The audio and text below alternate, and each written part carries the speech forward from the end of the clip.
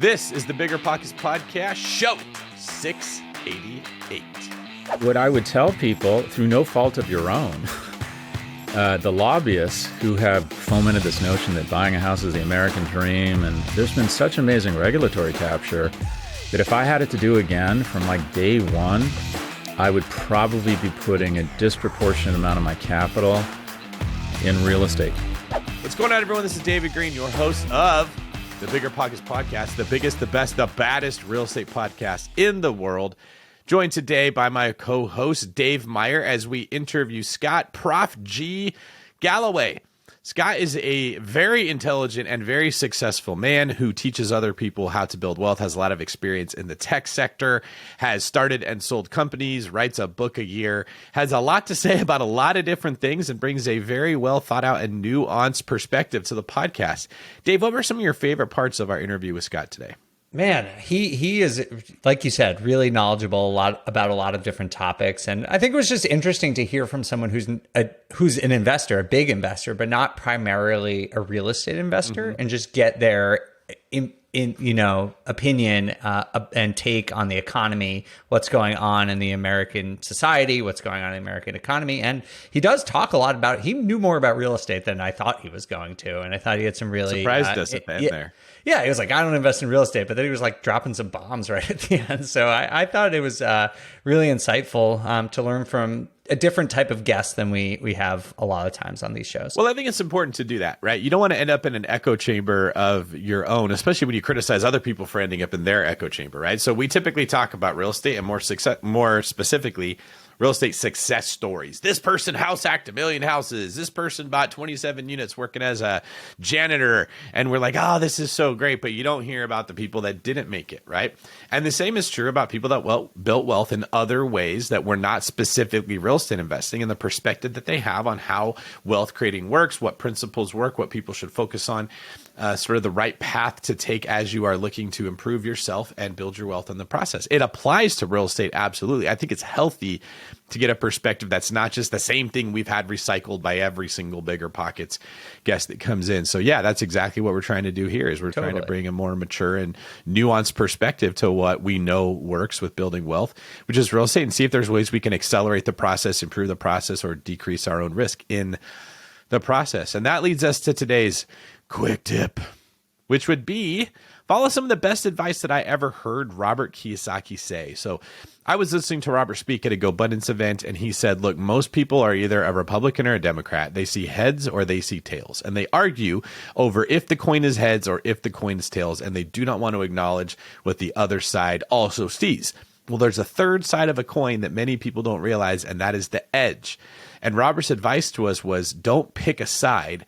Stand on the edge, and you can look over each side and see what is happening on both sides, and then make your decision based on the information you're presented, not the ideal that you identify with. And I thought that that was brilliant advice. So as you listen to today's show, keep that in mind. It doesn't really matter if you're a heads person or a tails person. What matters is you see heads and tails, you know what's going on around you, and you make the right financial decision to put you in the best position possible. Dave, any last words before we bring in Scott? No, well said. I believe strongly in objectivity and trying to develop your own understanding of issues. That is right, because you love data, and data doesn't lie. Sure do.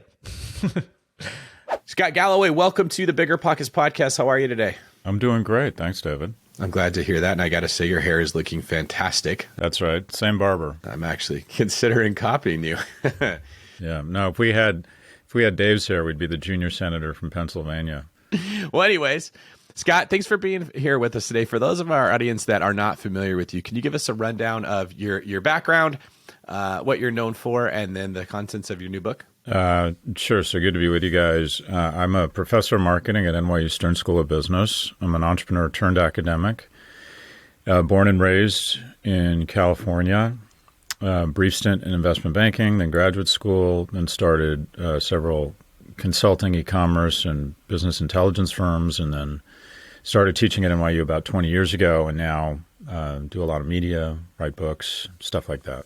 Awesome. And if you had to say what you're most passionate about right now, what's sort of on the front of your heart? I consider myself, at my core, a teacher. at least professionally, I think kind of the only business card I think I'll have, and I don't have a business card, but metaphorically will be that I think I'll always teach. I have an online ed tech company. I'm still on the faculty at NYU, but at the end of the day, I think of myself as a teacher. All right. Well, Scott, I'd love to get into the book Adrift, which I read over the weekend. Really, really fascinating topic. And after reading it, I was just curious why you called it Adrift and not something like we're f***ed or everything is terrible, because it paints a grim picture, right? Yeah. Yeah, I purposely I force myself now in every presentation and tried to do it in the book to talk about solutions and silver linings. But Adrift was, I don't think we're lost. I think all of these problems are of our own making. And that's the bad news. The good news is they can be unmade. And I think we can see land. I think all of our issues are fixable. And there's nothing wrong with America that can't be fixed with what's right with America. I think we see land. I think we know what needs to be done. I think we have to row in unison, or whatever nautical metaphors I can come up with. But I don't think we're lost. I don't think we're, for lack of a better term, I just think we're a bit adrift. And I like I said, I'm actually quite hopeful, because the incumbents and the kind of what I'll call the entrenched want to create this illusion of complexity and that these problems are intractable. And I don't think there's a single problem that ails us that can't be fixed.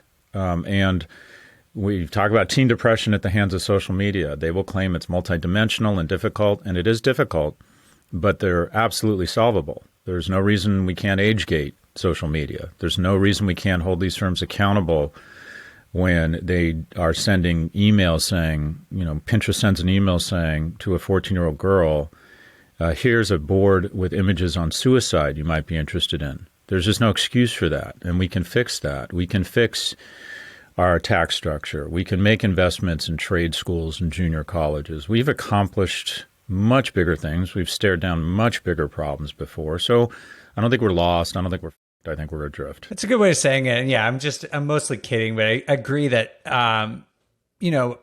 acknowledging what the problems are probably the first step in towards coming up with some of those practical solutions. So for those of our audience who haven't yet read your book, can you tell us just sort of what are the big problems, some of the themes that you're seeing that are impacting American society? Sure. So there's several. I'll start with kind of some major ones, and then what I think is the profound one, or the biggest one. We talk a lot about income inequality. That gets a lot of warranted attention. What we don't talk about that I think needs more attention is what I'll call age inequality. And that is a 75-year-old is 72% wealthier than he or she was 40 years ago. Someone under the age of 40 is 22% less wealthy. The percentage of wealth controlled by people under the age of 40 in the last 40 years has gone from 19% of GDP to 9%. In sum, we have, from a legislative standpoint and a fiscal standpoint, decided to transfer money from young people to old people. And again, the entrenched, the old wealthy generation will say, and I'm a part of that generation, is that these are big problems because of globalization and network effects, which is total. These are concerted decisions. We decided, Reagan taxed all income at the same rate. And then we decided, let's have a lower tax rate for capital gains. And then the second biggest tax deduction is mortgage interest rate. So who makes money off of stocks and bonds? Old people. Who makes money off of current income and salary? Young people. They pay a higher tax rate. Who owns homes? People my age. Who's renting? People your age. Social Security is considered this third rail. I get attacked immediately when I say we should reconsider much harsher means testing for Social Security. The largest transfer of wealth that takes place every 12 months on the planet in history is young people transferring $1.5 trillion to the wealthiest cohort in the history of the planet, seniors, in the form of Social Security. But because over a quarter of our elected representatives are over the age of 70, because the first two states that basically set the presidential primary are the oldest states in the union, Iowa and Maine, we have massively overinvested in older people at the expense of younger people. And even if we get a chance with the bailouts from COVID to make rich people richer, we decide, okay, we're not only going to fuck younger people, we're going to fuck their kids and their grandkids with unsustainable levels of debt so Pop Banana can upgrade from Carnival to Crystal Cruises. So there's been massive age inequality. There is also massive, I think, a huge issue we're going to talk more about is failing young men. The education system is highly biased against women, and people are afraid to talk about it. Richard Reeves wrote from the Brookings Institute, just wrote a wonderful book called Of Boys to Men. But the moment you start advocating for men, you're labeled a misogynist. People see it as a zero-sum game.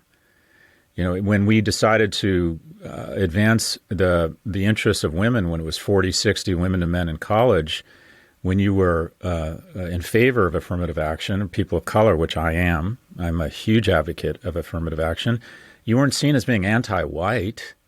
So we don't even want to have an open conversation around how young men are really struggling. And I think it's changing. I think mainstream media is becoming much more open and accepting of saying that. It's not immediate. You're not immediately labeled a misogynist. But look, 3 times more likely to commit suicide, 4 times more likely to be addicted, 12 times more likely to be incarcerated, 7 in 10 high school seniors are girls. In the next 5 years, for every 1 male graduate of college, we're going to have 2 females. It's going to be 2 to 1. 2 to 1. So you have this kind of war on what I'd call masculinity, or we've conflated toxicity with masculinity. We've decided that masculine attributes, female attributes should be celebrated and protected and honored, and male attributes should be starched out, that there's something unhealthy or dangerous about them. So I think failing young men is a huge one. Incredible age inequality. An emerging crisis, loneliness.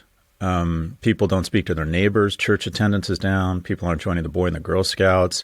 The number of kids that see their friends every day has been cut in half in the last 10 years. We don't go to work. We don't go to the mall. We don't go to the movie theaters. And when we don't touch and smell each other, we have less empathy for one another. We resent people. When there's immigrants in your neighborhood you interact with, you're pro-immigration. When there are no immigrants and you don't see them, you become very anti-immigrant.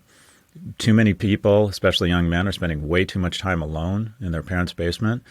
And then what I think is the biggest problem is if America's problems were a horror movie, the call is coming from inside of the house. Now, what do I mean by that? Geopolitically, or relatively speaking, America, I would argue, has never been stronger.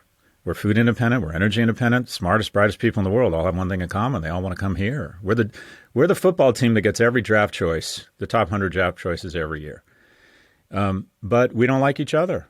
A third of each party views the other party as their mortal enemy. 54% of Democrats are worried their kid is going to marry a Republican. We have 20% of Americans would be fine with an autocrat as long as it's his or her gal. So it just strikes me, there's this falsehood, this dangerous falsehood, or a lack of recognition that Americans' greatest allies will always be other Americans. And we don't like each other. People dislike our leaders on the other party more than they dislike Putin or Xi. That's ridiculous. So, and just to wrap up this word salad here, I'm a huge fan of World War II history, and there's this wonderful photojournalist, I think her name's Maria Amalo, and she's been colorizing these World War II photos. And I don't know if you guys have seen this, but my favorite is a landing craft in the invasion of Normandy dumps its front doors, and you see these men wading through the water, really boys. Average age was 26, average salary was $800, these GIs, and the most unskilled, expendable men were sent first because they knew that most of them were going to get killed. And they're headed towards Omaha Beach, wading through this cold water. And 2 of 3 wouldn't make it off the beach. And I can't even imagine any of them at that idea, for the life of them, could have told you who was a Democrat and Republican wading towards that beach. And then I imagine them turning around and being able to suspend the time-space continuum as we can, looking at the past, and they can look and see us and go, okay, teen depression, election interference, polarization. And they would go, you can't fix that? Jesus Christ, look what I'm facing. Look what I'm running into. But you can't face that? So I'm motivated by history to believe that America can absolutely fix all of these issues. But I would say the biggest problem is Americans need more connective tissue and to start joining, hands physically and metaphorically with other Americans and stop this nonsense and this polarization and this vitriol towards each other. If I'm hearing you right, Scott, I'm picking up a pattern in what you're proposing here, and I just want to get verification that this is the point you're making.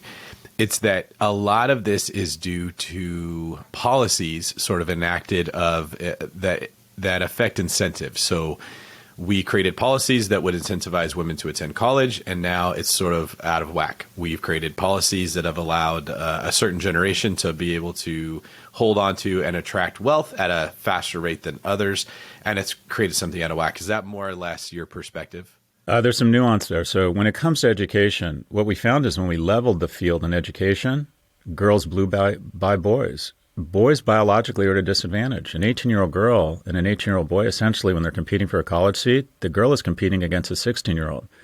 Boys' prefrontal cortex doesn't grow and mature as fast. That kind of the executive function that is sort of gas brake, when to play FIFA, when to stop and study. Girls are 1 to 2 years ahead of boys.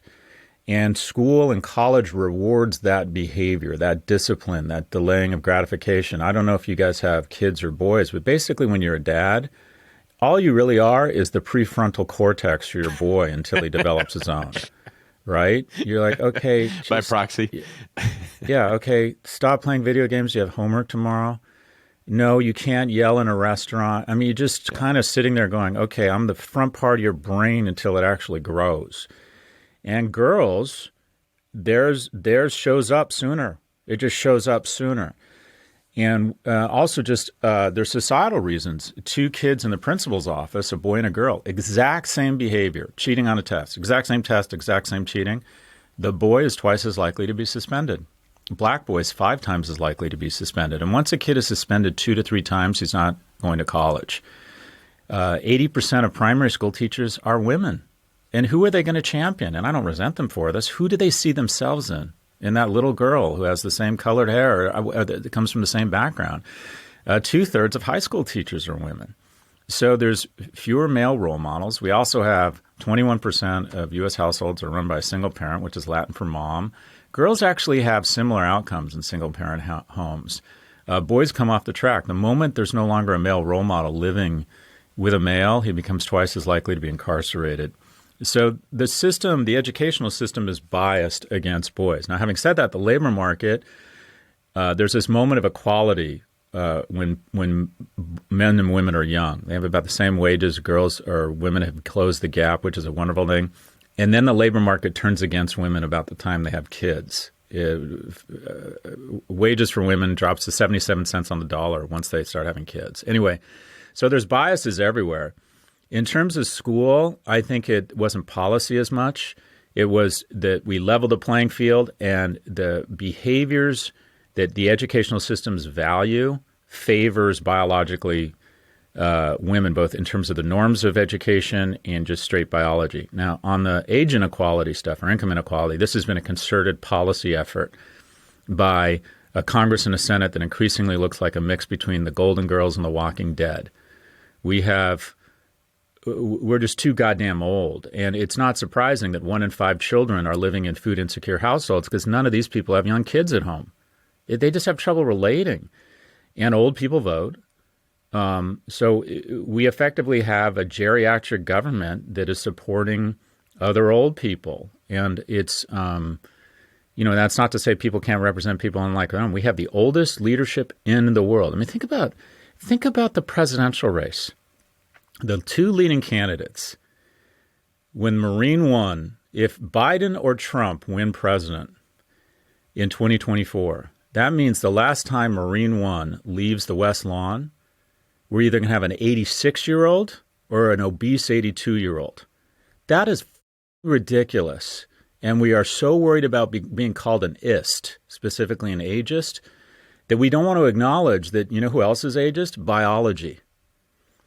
And the majority of us have this uncomfortable conversation with one of our parents taking their driver's license away, and it usually happens in the 70s. But we're going to have an 82 and an 86-year-old running the biggest economy and in charge of 11,000 nuclear weapons. There's a huge problem, I think, around a representative government that does not represent young people. And so the policies you were talking about have been enacted that just slant slant money, just the playing field is just taking more and more money from young people and sliding it down to the entrenched incumbents. So looking at this from the perspective you have, what are some of your recommendations for how younger people can navigate through this environment to put the odds in their favor to build wealth? Well, one, I think we should have one. I think we need to, just from an economic standpoint, we need to reform the tax code and make it progressive again. Basically, at about 99%, your taxes go down. So I'm an entrepreneur. I sell my company L2 for $160 million. The first $10 million is tax-free. That doesn't make any sense. Why am I not paying any taxes? Why is FedEx and Nike not paying any taxes? If you look, I would like to see taxes come down. Government requires 23% of GDP, and we've been deficit spending, so arguably tax rates should be on average 21%. If you had corporate taxes at 30% and you tax people making over $1 million, current income, just one income, there's just income. I believe in what Reagan did. There's just one income. And you tax people making over $1 million, 30%, that means everybody else would pay somewhere between 12 and 14% tax.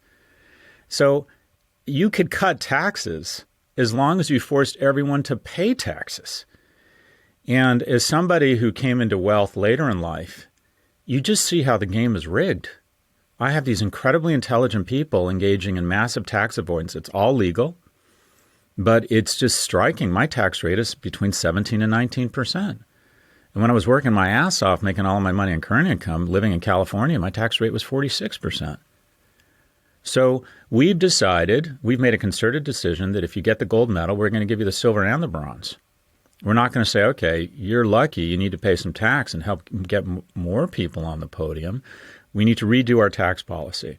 We need to provide double the number of freshman seats at colleges. Me and my colleagues are so drunk on exclusivity that we've created artificial constriction of supply such that we can feel better and better about our degrees. We have a NIMBYist rejectionist culture.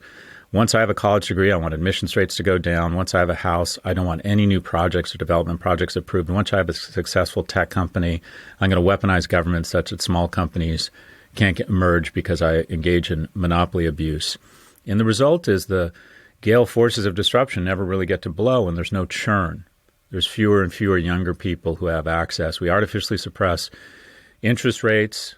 Unless you have rich parents, how do you buy a house if you're a young couple? How on earth do you buy a house? Now, that's changing, I think, for the better. I'd love to see interest mortgage rates go to 9% and see housing prices crash, because I got to buy a house when I was young, and I didn't have parents that could help me. How the hell does a young couple buy a house right now? Anyway, I think that simplification of tax code, massive increase in freshman seats, big investment in our junior colleges and vocational programs, and stop fetishizing the traditional four-year degree in elite colleges. There's a lot of job demand for cybersecurity, specialty construction, installation of solar panels. There's a variety of two-year certification degrees, vocational degrees that would give kids $60,000 to $120,000 day one. But instead, we have this weirdness in the U.S. where if my kid doesn't end up at MIT or Google or KKR, I have failed as a parent. 33 out of every 1,000 workers in the UK and Germany have the term apprentice. In the U.S., it's 3. 50% of Germans have some sort of vocational certification. In the U.S., it's 5. So I'd like to see national service. I'd like to see, similar to what they do in Israel and Northern Europe, mandatory conscription of 1 to 2 years. So you meet people from different backgrounds, different ethnicities, different income levels, different sexual orientations. I think we need to establish connective tissue and have a generation of Americans that see themselves as Americans first, not as Republicans or Democrats or college attendees or non-college attendees. So I think there's a variety of social and fiscal initiatives that we could do to start investing again in the middle class and specifically investing in our younger Americans. Scott, a lot of this advice is like sort of this societal-wide sort of macro ideas, and it's really interesting, your thoughts there. What about some of the individuals? Because a lot of the people listening to this show are in the Gen Z or millennial age group, and by the fact that they're listening to this show, I'm going to presume that they're very interested in getting ahead financially. What are some of the ideas or paths that you recommend to people who, despite these headwinds that they're facing sort of on the societal level, that they can take as individuals to try and improve their own financial position? Well, I mean, there's a few best practices. So very basic peanut butter and chocolate is certification in geography. And that is, we live in a LinkedIn economy, and what is on your LinkedIn profile is very important in terms of access to middle-class economy. So if you have the opportunity to get to college, we all like to say college sucks and people don't need college any longer, but that's mostly a gag reflex because it's become so unattainable for most people. But if you have the opportunity to go to school, you should take it. And I'm not suggesting you go to a mediocre school and pay $100,000 or issue a ton of debt. You need to be smart about it and make sure it's worthwhile. But if you have access to a good certification at a reasonable price or you can afford it, it's a good plan B. Get to a city. 2/3 of economic growth is going to happen in 20 super cities. It's like I'm a mediocre surfer, but occasionally I get somewhere with a perfect offshore breeze and perfectly shaped waves, and I believe that I'm a good surfer. And then I go back and surf in real waves and realize I can't surf. You want to get to where the waves are great. In cities, the waves are just better. You're playing, it's like when you play tennis, you play against someone better than you, your game elevates. When you get to a big city, you're playing against the Federers of the world. You just have to be better, and you are better. You have to work harder. You have to get better skills. So the peanut butter and chocolate of early ascent is certification and getting to a city. The algebra of wealth, and I think about this a lot, is loosely speaking, focus on your talent, not your passion. So first thing is focus. Find something you think you're good at. This is what you need to do in your 20s. Don't try and figure out what your passion is. That's dangerous. I'm super into sports and I like alcohol. So I should open a sports bar, right? Or I love media. I would love to start a magazine. I would love to start a magazine. You want to open a restaurant, go to work for Vogue, open a nightclub, or go to work in sports, you better get a ton of psychic income because it's going to be a return on investment because those fields are overinvested. Just as Miami real estate, no one wanted in 2010 and the returns were huge. Now everybody wants Florida real estate and the returns have been starched out. The same is true of your own human capital. So your job isn't, be a DJ on the weekends. Find something you're really good at. Like I'm good at math, or I think I'd be really good selling software. What can you do that you think you could be amazing at? Like you have some natural inclination. You can't hate it. But you don't have to. When people say passion, people immediately go to, well, I'm really into art. Okay, great. That's a tough way to make a living. Anyway, find your talent, invest the requisite 10,000 hours in becoming great at it. Then get to a certain level of stoicism. It sounds basic. Try and figure out a way to make more than you spend. When you're young, before you have kids and dogs, live in a small apartment. Spend as little money as you can on your living situation because you don't need to. You should be, if you're young, you should be in your apartment max 8 hours a day, and 7 of that should be sleep, or 6 of that. Try and start saving right away. Try and show a level of stoicism around being really disciplined. Try and work out 5 or 6 times a week. You should, before the age of 30, be able to walk into any room and know that if it got real, you could kill and eat everybody or outrun them. And I think being in great physical shape before the age of 30 makes you more confident, makes you more kind, gives you the stamina to work really hard. You bring very little to the workplace when you have no skills and you're young. I joined Morgan Stanley out of UCLA. I wasn't as well educated. I don't think I was as smart as the majority of my classmates or peer group, my analyst class. So I decided every Tuesday morning I was going to go to work, and I was going to stay till Wednesday at 5. I would work the night through. Tuesday night, I would work for 36 hours straight. And I could do it. I was an athlete in college. I didn't have kids. I didn't have dogs. I could sleep deprived, no problem. And it sent a signal that I came to play. And they're like, oh, yeah, that's that kid that went to UCLA who works through the night every Tuesday. And I got opportunities. People like that. I could not do that now. I'm not physically capable of it, and I want to see my kids at night. So go really hard. Be a stoic. Try not to let emotions get in the way. Try to show real discipline around saving money. I'd say focus very much on work. I think there's a lot of talk about balance. I get that a lot of people work to live. Good for you. You're going to need to move to a lower cost neighborhood. You're never going to get the kind of economic security that most people want. I'm not saying my way is the right way, but most of the people I talk to are very economically ambitious. And then in terms of what you do once you have a little bit of money, diversify. I think diversification is your Kevlar. It's easy to think, oh, Solana's going to the moon, or Michael Saylor is a genius, and I think he is, and he thinks Bitcoin's going to $400,000, so I'm going to invest everything in Bitcoin. And by the way, he might be right. But diversification is your Kevlar, and that is, I've lost everything twice, 2000 and 2008, because I was convinced that I was a genius. E-commerce was everything, and then tech was everything. The market is bigger than any individual, and you are putting yourself in a position where if you take a bullet, it can kill you financially. So now I diversify. I put money in all sorts of different unrelated things. That way, if I take a bullet and a stock goes to zero, it hurts, but I survive. And then time. Find things you want to invest in where you don't have to pay attention to them and ignore them. The best performing cohort of investors are dead people, and there's research here because they don't trade their accounts. So anyways, find your talent, focus, a certain amount of stoicism, save more, spend less than you make, diversification, and then let time take over. And you're going to wake up. You guys are younger than me. I was 22 yesterday. I'm going to see my college buddies in LA. It's like we're seniors at UCLA. I literally can almost feel and smell the same things. And now I'm 57.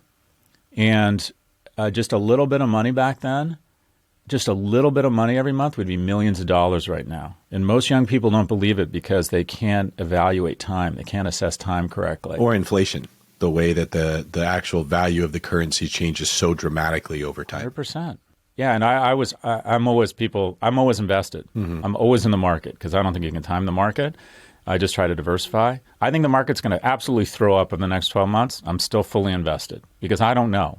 I don't know. I have a gut, but I don't know. I heard a conversation on the Lex Friedman podcast where he was speaking with someone. I couldn't pronounce the guy's name. It was like Amadeus or something that was talking about, he was a proponent of Bitcoin as well.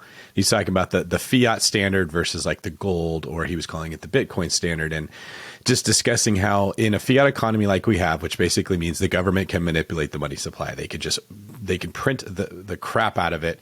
And print isn't actually accurate, but it serves the same purpose to fund wars that we're fighting or interests that we have overseas or programs that we have here. Whatever it is that the government wants to do, they can, instead of raising taxes on people, which is unpopular, they just print more money. And for some reason, none of us talk about it. To me, it's amazing that we've done what we've done to our money supply. Maybe like 80% of the entire money supply has been created in the last little over 2 years, probably. Hardly ever gets talked about at all, but like we'll talk about other things in the news nonstop. Well, anyways, his point was savers are punished. If you're just simply making money and saving money and setting it aside, you can never catch up to the rising tide. You are forced to become an investor if you're in a fiat economy, almost just to stay even. And like you were just saying there, Scott, if you look back 30 years, like there's not a human alive who would say, I wish I wouldn't have bought that house. I wish I wouldn't have invested in that stock. I wish I wouldn't have invested my money in something prudent. But when we think forward, there's a disconnect that the same will be true 30 years from now, and probably much more dramatic with the way that we're printing money now. Are you of the same opinion that we should be telling people, like, you have to be investing your money and you have to be holding on to it because you're not going to get ahead if you're just making some money, spending some money, and saving a meager amount? So in terms of let's go big picture. Fiat currencies. Every fiat currency throughout history has eventually failed.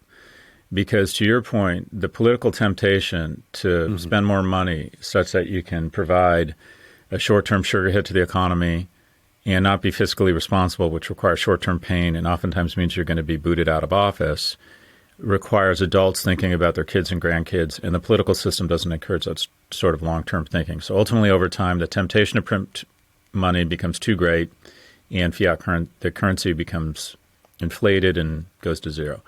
So by that standard, you probably always want to be in an asset. You don't want to hold on to cash. Now, having said that, treasury bills and bonds for the first time are kind of giving a decent amount of reward relative to the risk. So I think there's a decent argument. Some people, older people would say it's not a bad time to own treasuries because you can get 4% instead of 1%.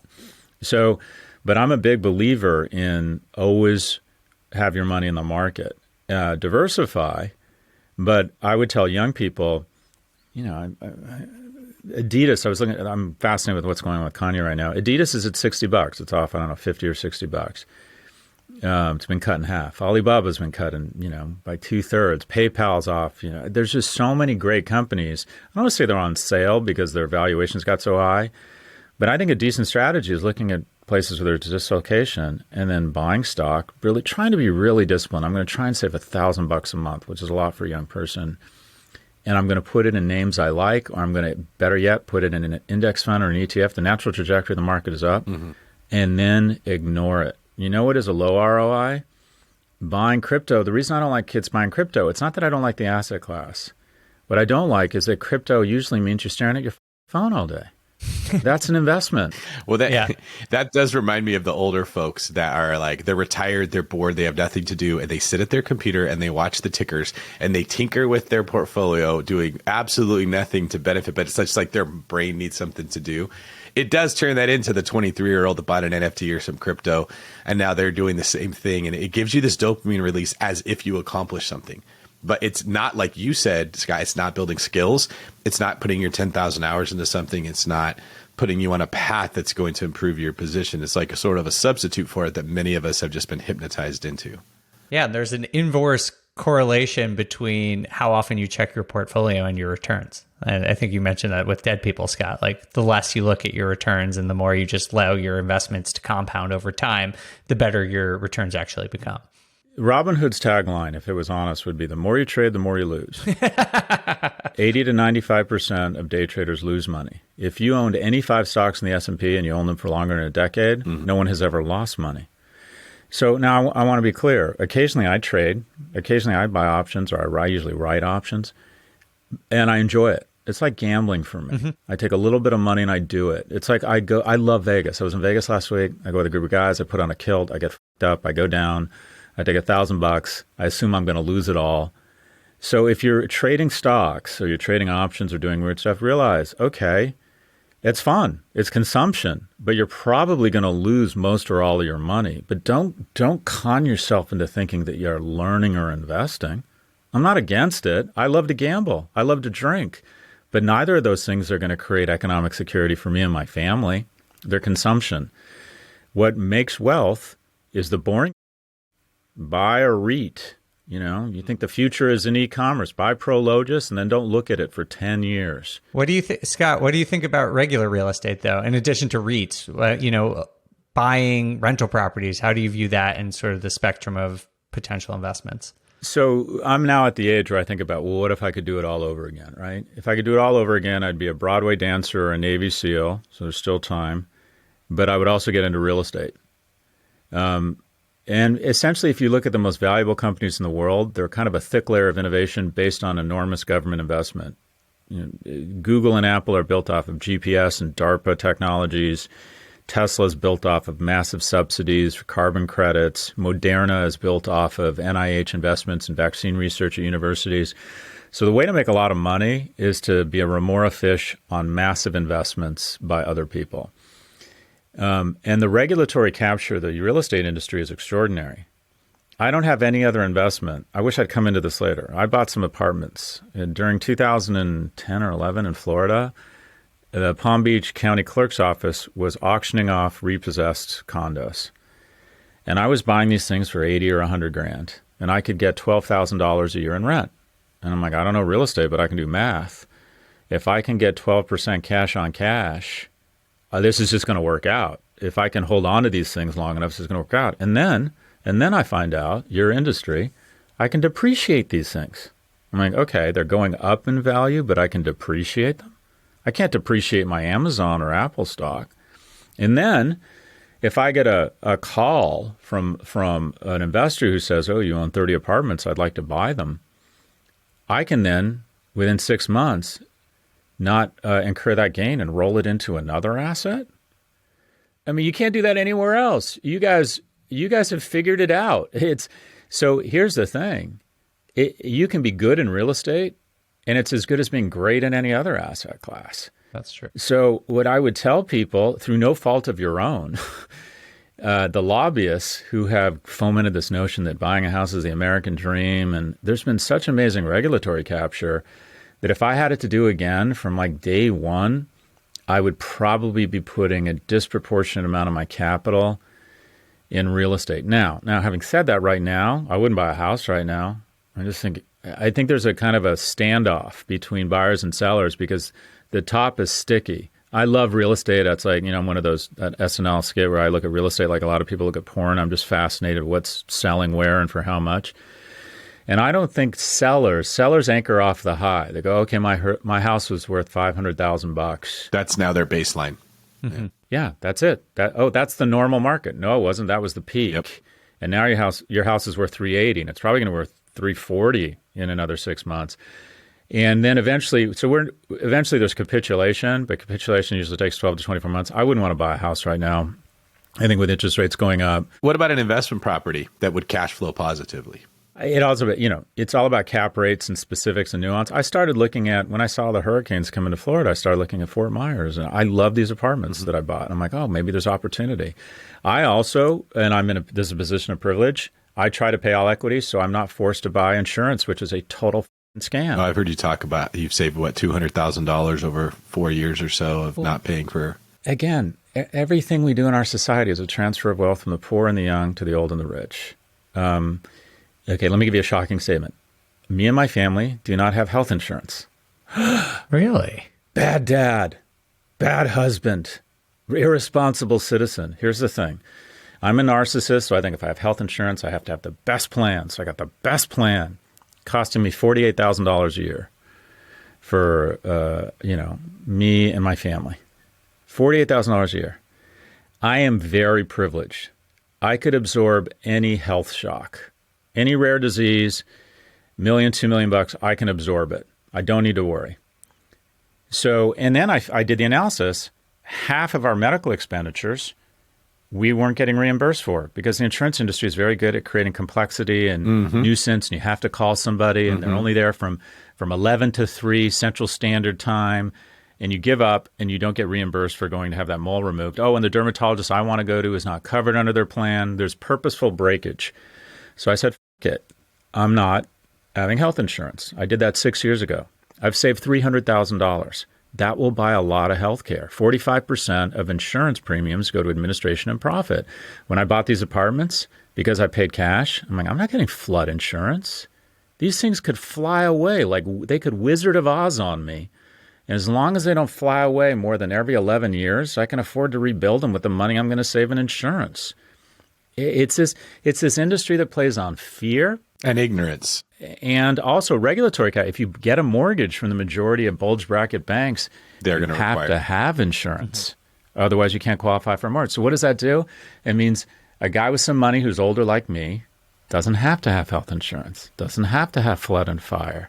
So again, another transfer of money. But I think real estate. Again, if I had to do it again, the wealthiest families in Manhattan, they don't really talk about them. Everyone's obsessed with tech billionaires. There's like a handful of families in New York that own all the office buildings. They never sell them. They just borrow against them. I mean, if you have the capital and the staying power to survive cycles in real estate, which can be very vicious, those are the people. If you look at the Fortune 400 or the Forbes 400, the two people that populate it outside of people who inherited wealth are entrepreneurs, number one, and number two is real estate people. It's just a great way to get rich slowly. So why'd you get out of it? You bought in at a great time in 2010, and you like a lot about it. What stopped you from continuing? Well, in my core, I'm an entrepreneur, and I'm fascinated towards e-commerce and growth, and I think I'm seduced by what I'll call the sugar hit of investing in Airbnb and seeing it double. And tech is kind of my bag. It's kind of what I get. I've worked with Ned Speaker at Speaker Properties, and Hamid Moghadam is someone I would call a friend at Prolog. I know people in real estate, and it strikes me that their business is better than my business, but it's just not my business. I've never really done it, understood it. So I've done it. I did a crash course in it in 2010 because I saw an opportunity. And now looking back, I wish I bought 300 of these things, not 30 of them. But I think it's a fascinating business, and if I were, if I do it again, I would probably try and be in and around real estate. I think it's a great business.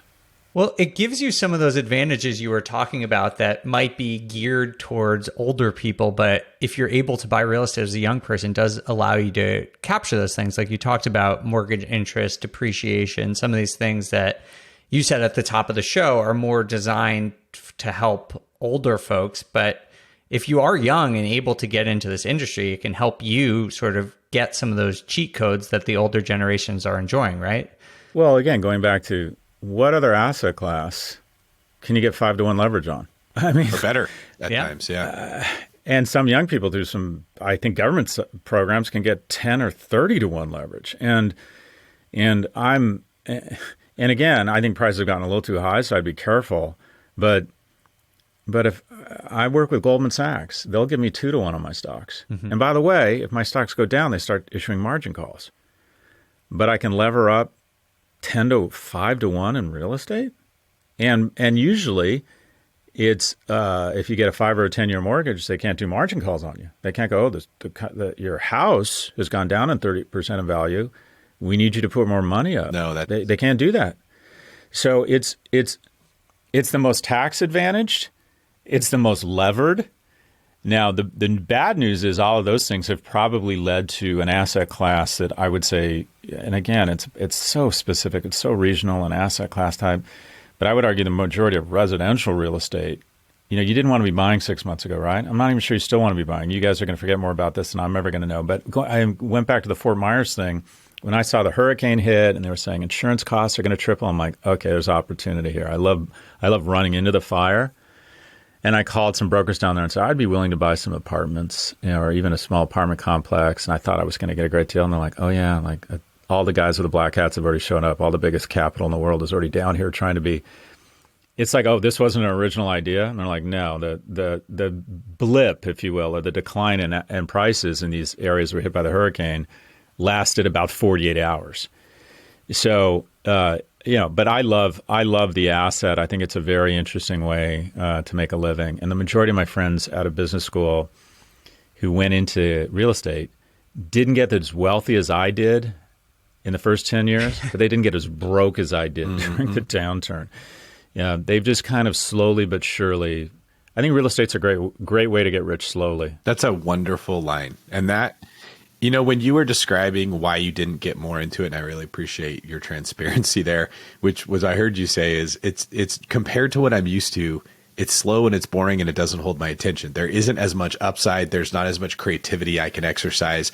People like you that have the capacity of intelligence that you have, Scott, they know what they can do when they're put in sort of the highest of stakes environment, which in our modern day environment, I would consider to be tech. You've got the biggest upside. And it does make real estate by comparison just kind of seem, I don't know, a good comparison, like elementary. It's just, this is hard for me to follow. I've heard several other people in tech that were pitched real estate opportunities. They're like, so you're telling me I'm going to get a 12% return over 5 years? Like, it doesn't really move the needle for me. It's not a bad idea, but I don't get excited. And that is absolutely true. I look at it like people in your space and a lot of your audience, they're used to throwing haymakers and they're getting big knockouts and it's very exciting and they know they're very talented fighters. And this is just a steady string of body shots that don't appear to be very powerful and until you look over a 20 or 30 year period of time. And like you said, it's very difficult to lose and your returns start to amplify largely because, this is David Green's opinion here, inflation. Inflation makes your casual real estate tinkerer look like a brilliant mad scientist because it's so leveraged, right? So you get that you're putting 20% of your capital into an asset that triples in value, but your 20% down payment then would have like a 600% increase. It's different when you're looking at how quickly you can build equity over real estate, but it's boring. So I often, when I come across the people that are very successful in the tech space, a lot of our audience is sort of, they're into podcasts, they're into media. They're also, I live in Northern California, so I'm right near Silicon Valley. They're fascinated by innovation and creativity and like what's next, what's a better way to do it, how do you do it more efficient? I look at it like you got to work this vegetables into the sexy, fancy diet that you're used to. You kind of have to bring this in as a safety net or a baseline on top of what you're already doing. When we're giving advice to young people about building wealth, are you of an opinion that real estate could be a part of a bigger picture, or are you pick your thing, completely double down on that and excel as far as you can in whatever asset you're investing in? So there's your human capital and there's your financial capital. I think with your human capital, you should be 110% focused. Mm-hmm. And that is, I don't believe in side hustles. I think if you have a side hustle, it means you need to find a different main hustle. And that if you find a good job that's your main job, that incremental investment in time and effort and mental bandwidth that you would give to a side hustle, you'll get a greater ROI. In other words, try and figure out a way to be great at your main hustle. The difference between being good and great at your main hustle will produce more than if you're just good at your main hustle because you're on weekends and evenings selling, rare tennis shoes or something. Door dashing. I think side hustles are actually dangerous unless you see it as a short-term pivot to something else that'll be your main hustle. So if you don't like your girlfriend, get a better girlfriend. Don't start dating other girls on the side as a hedge. That's a whole other talk show.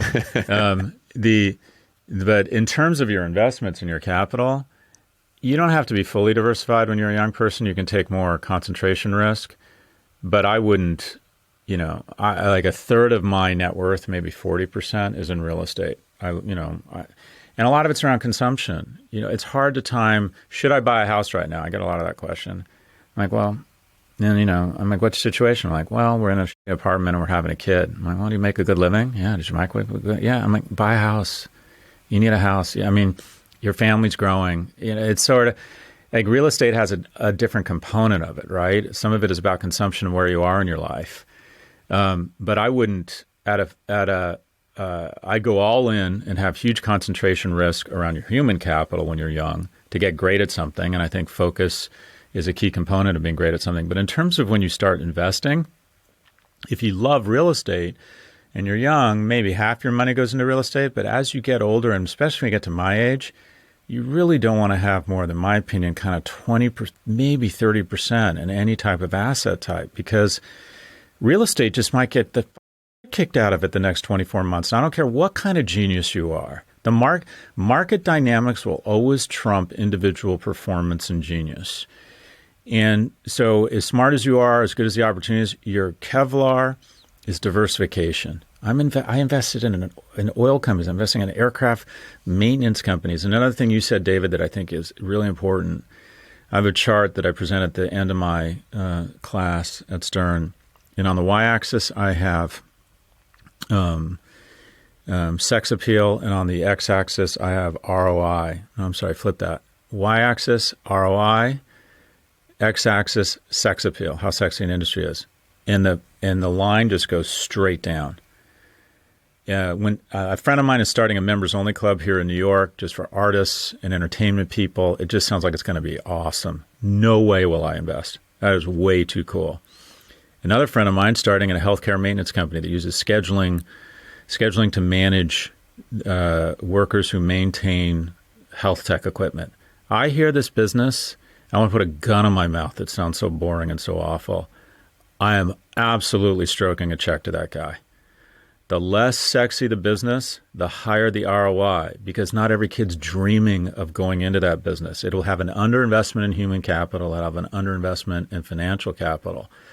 So there is a inverse correlation between sex appeal and return. And real estate is somewhere in the middle. It's kind of cool, right? It's kind of cool. But I would imagine investing in C malls or warehouses is not that sexy. Everybody wants to buy probably self-storage, mobile home parks, incredible. Whatever it might be. Yeah, that's where the money is. When something sounds awful, you should smell money. And when it sounds boring, right?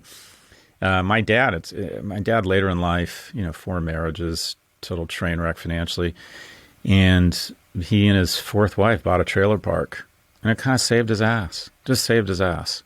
And just a weird business, banging on doors for rent, collecting quarters from the washing machine. Great business, like 17, 18% a year.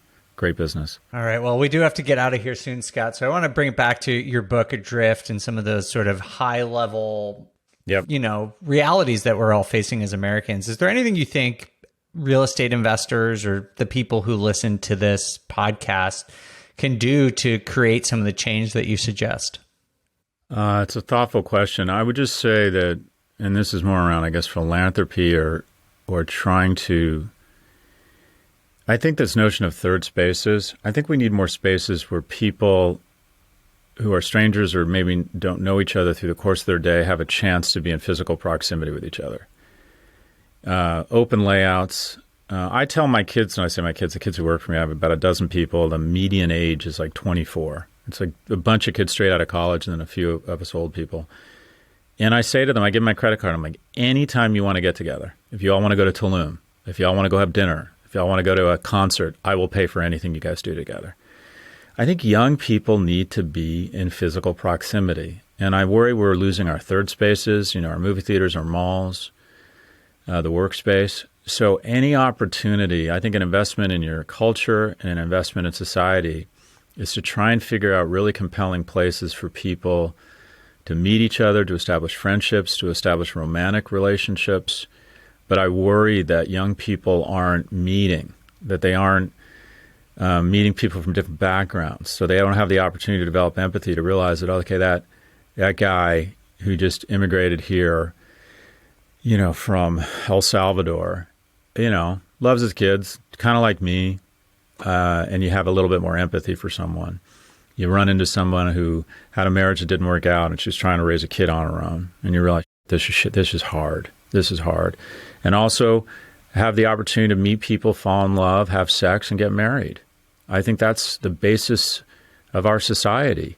And we've decided that somehow it's bad, that somehow people getting together and wanting to have romantic relationships, that's fraught with all sorts of HR risk. No, that's the whole point of all this. That's the whole point. So, what I tell young men is there's nothing wrong with approaching a stranger and exhibiting interest. And if you don't know the difference between expressing interest and harassing someone, you got bigger problems. But I've had 3 weddings from my last company, L2, and each of them is a mitzvah. It's wonderful. And they met, and it was, they expressed interest to each other. They started a relationship, and now they're getting married, and they're going to have kids. That is, anyways, you asked me what real estate people do. Create third spaces. You might already have your mate. You might already have your house. You might already have great places to hang out with people you love. The majority of young people don't, and they've been taken away. Those opportunities and those spaces have been taken away from them. We need to create more of them. Is what you're talking about here, Scott, really like boiling down to community, like a lack of community? I think that's right, but you can have communities online. You can have, what I'm talking about is physical proximity. Online dating, I think, is a disaster for men. Oh, because we don't like to talk about it on the left, but women have different criteria for mating than men. Women primarily want kindness, number 3, intelligence, number 2, and number 1, resources. And online dating creates this mating inequality where 50 women on Tinder, 50 men, 46 of the women show all of their attention to just 4 to 6 men, leaving 44 to 46 men fighting over 4 to 6 women. And the beautiful thing about relationships, friendships, romantic relationships is there's an X factor: smell, body language, movement, your humor, all this stuff, the way you laugh. You just never know the people you're going to be drawn to for friendships, mentorships, or romantic relationships.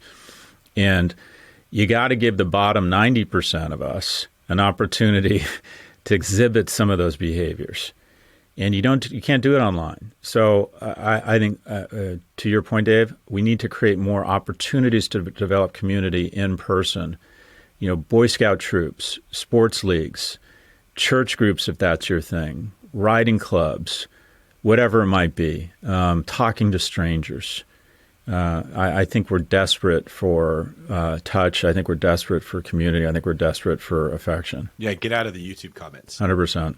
If you don't mind, I'd like to move us on to the last segment of our show before we get you out of here. It is called Would You Rather in 2023. So Dave and I are going to take turns asking you questions, and you can give your answer and a supporting statement of which you would choose. So I will go first. In 2023, would you rather buy real estate or stocks? Yes, whichever declines more in the next 4 months. Whichever takes the biggest beating in the next 4 months. Probably real estate, because Because you see what interest rates are doing, and it's just creating it. There's opportunity and dislocation. I think the next 6 months we're going to see capitulation and a lot of buying opportunities in real estate. All right. Well, sort of along those lines, which would you rather invest in, tech stocks in the next year or a REIT? Probably a REIT, because at my age, I'm more focused on diversification, and I'm just always over invested in tech. That's wise. Got to eat a little more vegetables. That's my problem. I always want to eat that steak. There you go. 100%. All right. In 2023, would you rather invest in a Series C round of startups or in a real estate syndication deal, which is basically somebody else is buying a property and you are having an opportunity as a limited partner to come in and get access to the equity? Probably the latter, because I get a lot of opportunities around Series C investments. I've been investing a lot in opportunity zones. Again, another tax avoidance scheme you guys have figured out. But yeah, probably, I'm at a point in my life, it's also true. I'm at a point in my life where I'm not looking to get rich. I'm looking to not get poor. So probably real estate. Yeah, defense. Yeah, that's right. All right. Well, then we might know this answer already. And Scott, we're going to have you back on to talk about your opportunity zone investing. But a short-term rental, like an Airbnb, or Bitcoin? Investing? Yeah. Which would you invest in? I know you like gambling. Want to throw some Bitcoin in there? Oh, no. Short-term rental. I'm a no coiner. I've never owned a coin. I don't get it. I just don't get it. It's too I can't sexy. think of a use case. What's there to get? I don't.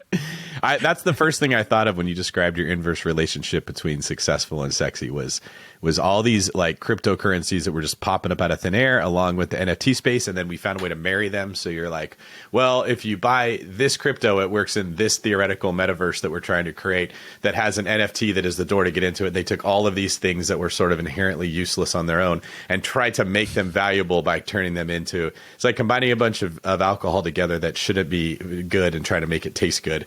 This Voltron of nonsense is how it looked like to me. And like, it was very sexy. And we saw what happened is it corrected very quickly. Yeah, some of it will be enduring. You can't have this much human and financial capital invest in any asset class and not have enduring innovation. But at this point, I'm just sort of, every time I try and understand crypto, I feel like I could slip and break a hip. I just feel old. I don't get it. I don't, and more power to them. I know some really smart people making big investments in it. I'm on the board of a company called Ledger, which is cold hardware storage for mostly crypto, but also for identity. And I did it just so I could learn. But I've never owned a crypto asset, and I doubt I ever will. So short-term rental it is. Oh, by the way, I should have disclosed, Airbnb is hands down my biggest holding from an investment standpoint. All right, Dave, any last questions for you? No, Scott, this has been a lot of fun. Really fascinating. Wish we had more time, but appreciate you coming on the show and sharing some of your thoughts with us. Well, thank you guys, and congratulations on your success. Thanks, Scott. If anybody wants to look you up and learn more about you or opportunities that you present, where's a good place they can go? God, to resist is futile. I'm everywhere. Prof, get my Twitter handle is... He'll find you first. Yeah, Twitter is Prof Galloway. I have a newsletter called No Mercy, No Mouse that comes out every Friday. I'm about to do a show on BBC. If you want to take a course, I'm involved in an ed tech company called Section 4, so I'm everywhere. Well, we appreciate you, brother. Thanks for coming on. We're going to have you back to talk opportunity zones and Tinder strategy in the future. Seems like you have a lot to offer on every element there. They're related. All right, gentlemen. Thank you. All right. Take care, Scott. Take care. All right, man. Well, that was a fascinating conversation, David. What were your initial takeaways from the conversation with Scott? Well, first off, we went all over the place, which was pretty cool. Scott gave us some pretty insightful commentary on a lot of different things, a lot to chew on there.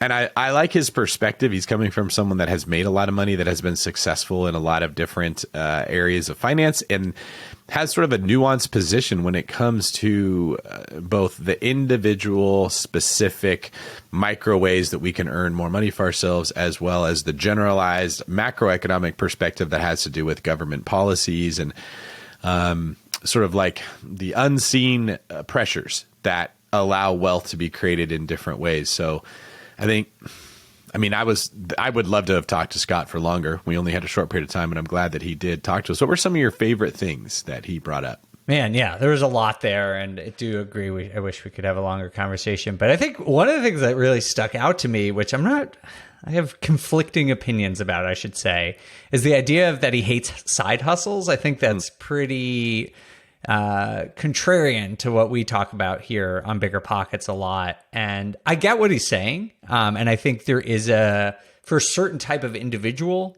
it makes sense to do what he's saying, but I'm not sure that's like advice I would give blanket to everyone. What do you think? Yeah, you're making a good point. See, I think when he said side hustle, we never defined what he meant by that. So I don't know. I'm now speculating for Scott.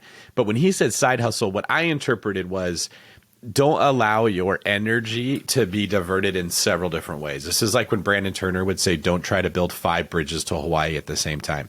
So if you're in a location, in an opportunity where you can be building your skills, which I am passionate about, and I heard Scott talk about as well, like especially when you're young, skill building needs to be at the forefront of what you do. I did my TED Talk on this. Totally agree. In the next book I'm writing, I'm big into it. When we interviewed Cal Newport, So Good They Can't Ignore You, is one of my favorite books, and that's exactly the point he makes: is you got to build your skills.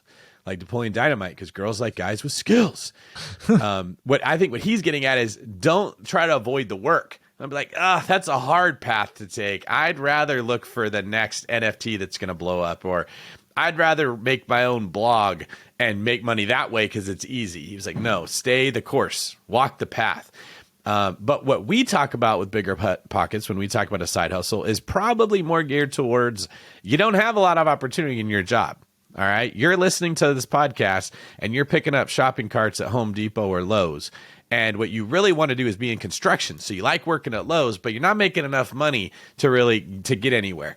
To you, your side hustle is actually a step up, right? Your side hustle might be a contractor you met coming into Home Depot that hires you to help do some work on the job site. And now you could start to learn a trade. And your side hustle becomes the path.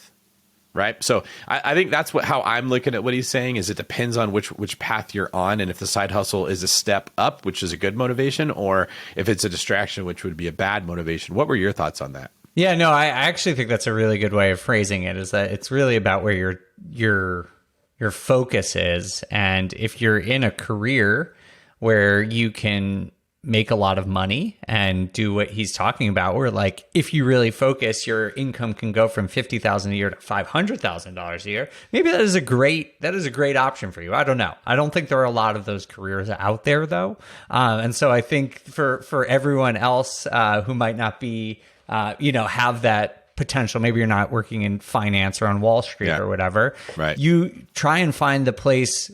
Put your attention towards the thing that can offer you that ability to 10x your income. And if it's not your regular W-2 job or whatever job is, maybe real estate or what we were calling a side hustle can be your main hustle. It's just like something you're doing concurrently or at the same time as your real job. So I think that was really interesting. But I completely agree, like with the sentiment that's like just get really good at something. I completely agree with. I think that's excellent advice for pretty much anyone.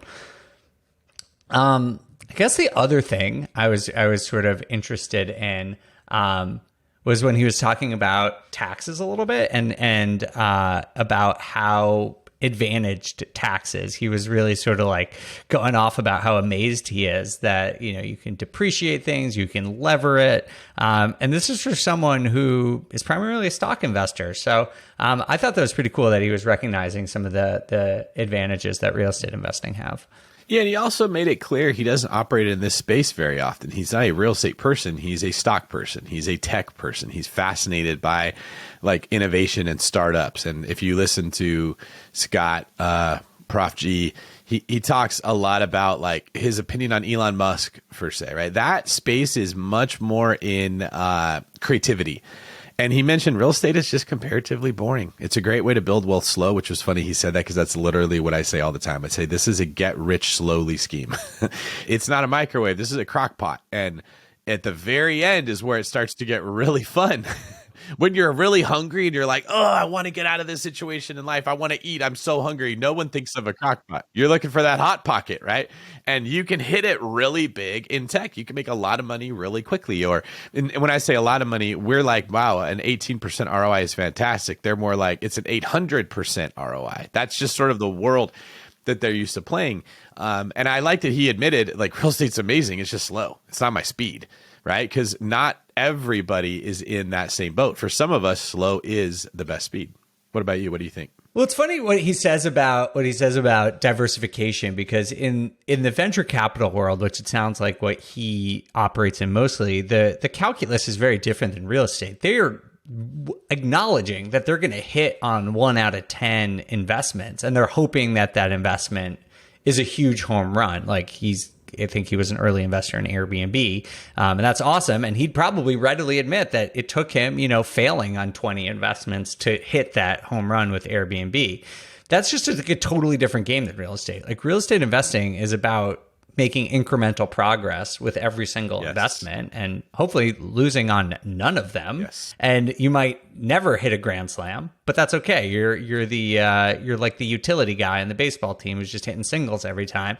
That's totally fine, because for me, especially if you're starting young, that's all you need. If you're starting in your 20s or 30s, if you do that for 5 to 10 years, you're gonna end up in a good position, like almost guaranteed. You want an analogy I just thought of? Yes, I definitely do.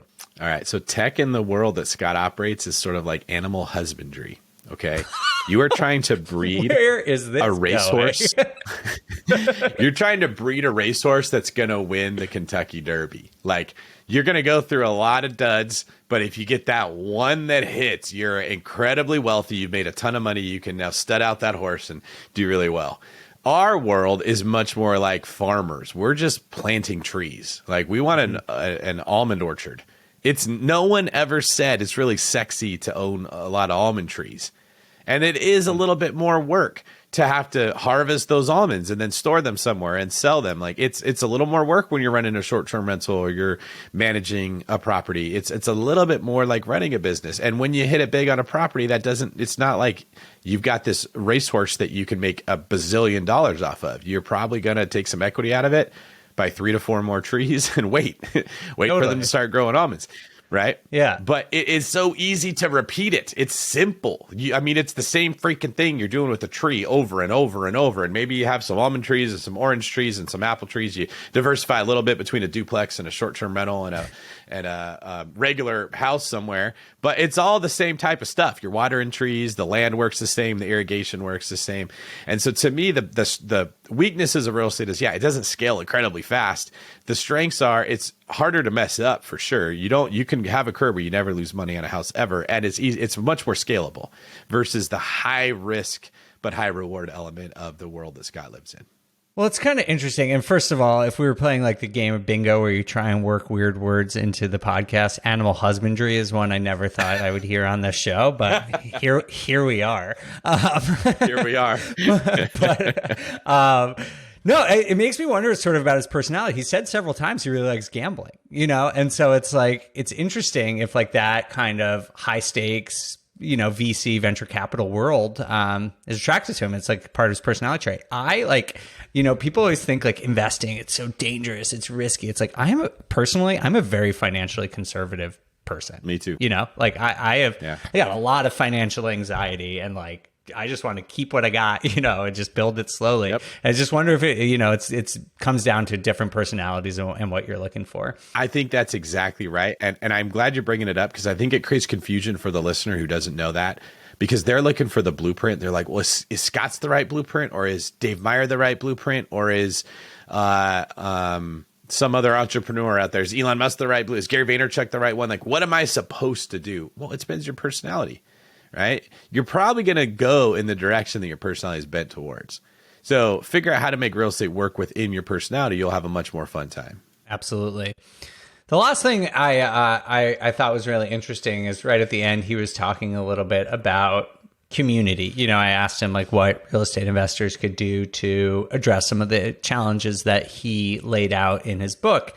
And he talked about a lot of different things there. But I think what resonated with me was that if you are into real estate and real estate investing, like, create your own in real life community. We just got back from BiggerPockets conference where it was a perfect example of that, being able to meet and connect with people who are like-minded, who can help you reach your financial goals, who you can help them reach their financial goals.